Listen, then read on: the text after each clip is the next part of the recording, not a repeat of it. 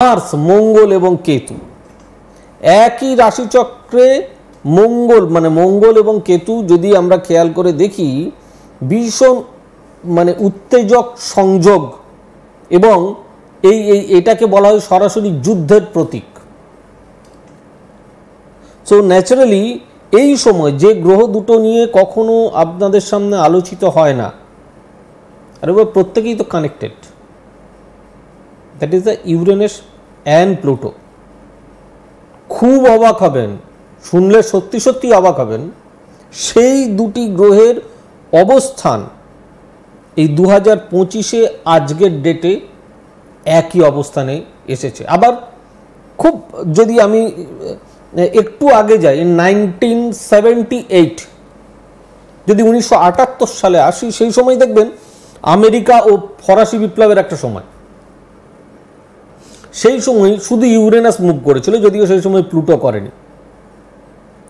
So এই যে প্রেক্ষাপট, এই প্রেক্ষাপটটা, মঙ্গল মানে কি? মঙ্গল মানে আগ্রাসন, মঙ্গল মানে যুদ্ধ। আর আমরা কোন বছরে দাঁড়িয়েছি? 2025। যদি নিউমারোলজিক্যালি যোগ করেন 2 + 0 + 2 + 5 = 9। 9 is the lord of Mars, মঙ্গল। মঙ্গল আগ্রাসন, মঙ্গল যুদ্ধ, মঙ্গল মাথা গরম, এসবের প্রতীক। মঙ্গল আবেগ, ইমোশনস। আর আজকের যুগটা কি? 1941 কি ছিল, আজকের যুগ কি আছে? আজকে কি হয়েছে? আজকে এআই টেকনোলজি এসেছে, এখন চ্যাট জিপিটি, তারপরে এজিআই, সোরা। আমরা এখন এই যুগে দাঁড়িয়ে রয়েছি। সো যুদ্ধটা আগের মতন স্টাইলে যে হবে সেরকমটা নয়। আর বর্তমান যে পরিস্থিতি, যেটা 1941, তার আগের যদি একটু খেয়াল করে দেখেন, তার আগের বিশ্বযুদ্ধ কতদিন চলেছিল? 4 ইয়ার্স। আমি এই জায়গা থেকে একটা প্রশ্ন করতে চাই। এই যে যদি আমরা প্রথম বিশ্বযুদ্ধের সময়টা দেখি, 1913, 1914, এই সময়টা যদি আমরা দেখি, তাহলে 1914-তেও যখন এই প্রথম বিশ্বযুদ্ধের সূচনা হলো, তার আগে কিন্তু প্রাণহানিকর একটা ঘটনা ঘটলো।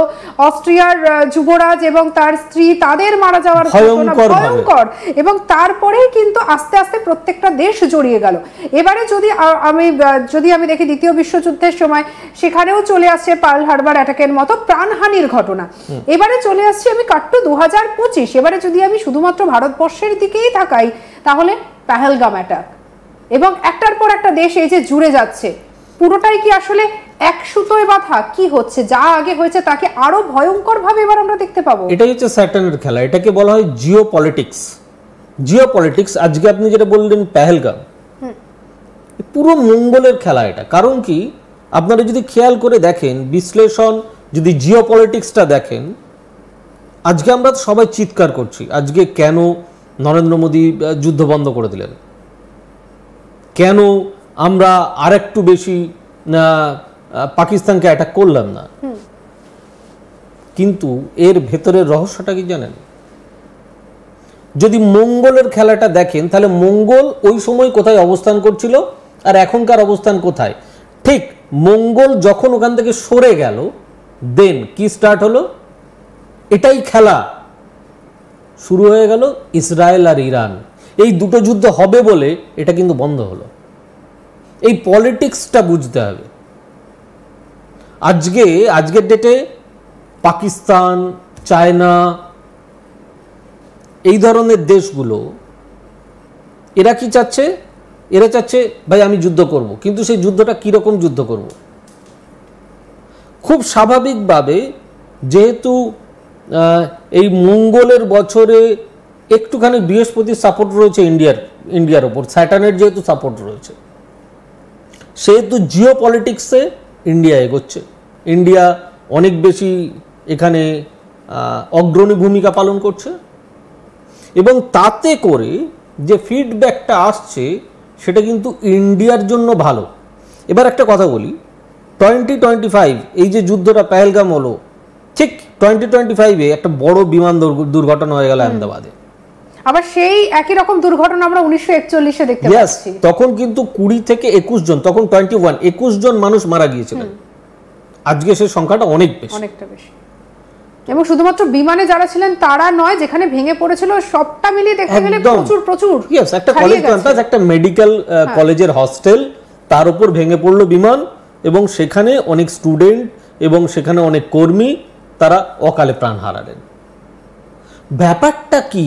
শুধু কি তাই? এখন মানুষ না সবকিছু খুব সহজে ভুলে যায়। আজকে যদি কালকে একটা ঘটনা ঘটে, আবার পুরোনো দিনের ঘটনাটা ভুলে যাবে। It's the human nature. কিন্তু ইতিহাস তো কখনো মুছে যেতে পারে না। 2025 যখন পড়েছে তখন যুদ্ধটা আরো বেশি প্রবল হয়েছে রাশিয়া ইউক্রেন, হয়নি? হয়েছে তো। ঠিক সেরকম তারপরে কোনো ট্রেন দুর্ঘটনা হয়নি, ঘটেছে। ঠিক সেরকম 2025-এর আমরা মিডিলে রয়েছে, মাঝখানে। এখনো কিন্তু প্রায় 6.5 মাস পড়ে রয়েছে, সরি 5.5 মাস। 5.5 মাসে এখনো কি কি হতে চলেছে, মাই প্রেডিকশন এট অক্টোবরে, নভেম্বরে, ডিসেম্বরে আরো কিছু বেশি হতে চলেছে। শুধু তাই নয়, আপনারা যদি লাস্ট আজকের গতকালের ঘটনাটা দেখেন, ইরানে বম্বিং করলো B2 আমেরিকান বোম্বার। যত সেখানের নিউক্লিয়ার ঘাঁটি সেগুলোকে ধ্বংস করার একটা প্রচেষ্টা।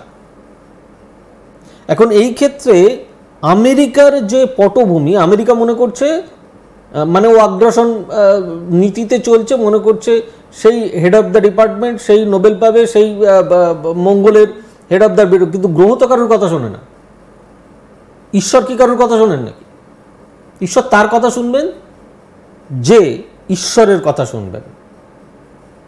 আপনি আমি রাস্তায় যখন চলাচল করি, সাপোজ আমরা একটা 4 হুইলার নিয়ে চলছি, আমরা একটা সিগন্যাল ব্রেক করলাম, তাহলে কি হবে? আমাদের আইন অনুযায়ী পুলিশ আমাদেরকে একটা কেস দেবে। এটা তো একটা আইন। ঠিক সেরকম পৃথিবী যে আইনে চলে সেই আইনটার নাম হচ্ছে কসমিক ল। এটা ঈশ্বরের আইন।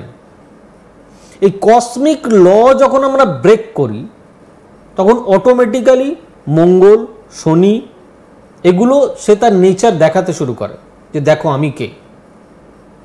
এই হচ্ছে বিষয়। তো আমাদেরকে এইটা মাথায় রাখতে হবে যে এটা কেতু, মঙ্গল, শনি, বৃহস্পতি, ইউরেনাস এবং প্লুটোর খেলা। এখন বৃহস্পতি সেই অনুযায়ী আগামী দিনে একটু দুর্বল হতে চলেছে। তো ন্যাচারালি আমাদেরকে যেটা ভাবতে হবে, যেটা নিয়ে চলতে হবে, যেটা করলে আমরা জানি যে না